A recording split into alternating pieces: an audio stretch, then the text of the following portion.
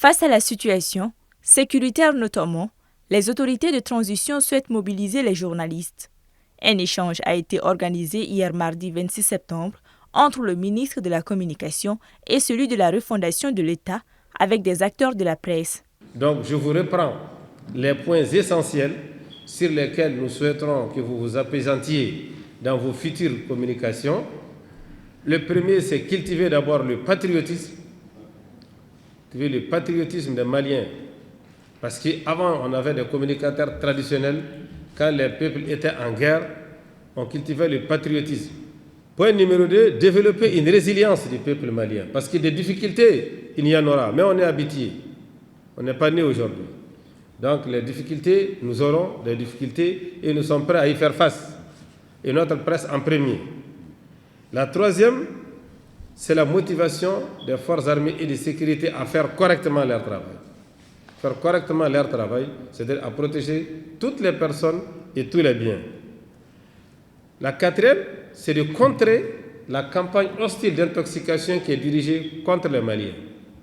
La plupart des interventions des journalistes ont porté sur l'aide à la presse, les difficultés que les professionnels du métier rencontrent dans l'exercice de leur travail, la recrudescence des vidéomans et de tous ceux qui ne sont pas aguerris au métier.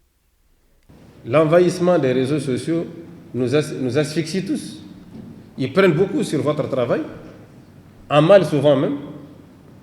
Mais ça, c'est un phénomène qui est là et nous sommes en train, je crois que certains d'entre vous sont au courant, d'élaborer des textes pour vous protéger aussi de ces gens-là. Et les textes vont être bientôt mis dans les circuits d'adoption. Nous avons dit que ces gens-là, certains vont commencer à payer les impôts, certains vont être taxés et certains vont être soumis à des conditions. Et ces textes ont été faits avec vous-même. Donc ça, c'est des efforts que le gouvernement est en train de faire. Quand un média, par son comportement, perturbe l'ordre public, appelle à la haine ethnique, religieuse ou régionaliste, ou appelle à la violence, le représentant de l'état des lieux peut le fermer. Sauf à lui de s'adresser à l'autorité de régulation dans des délais prescrits.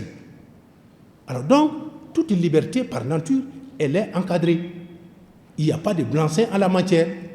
Alors donc, il est souhaitable que chacun se convainque de cela. Traiter une information qui va en phase avec le contexte du pays et éviter de favoriser la propagande dans le traitement, c'est vers cela que les hommes de médias ont été exhortés.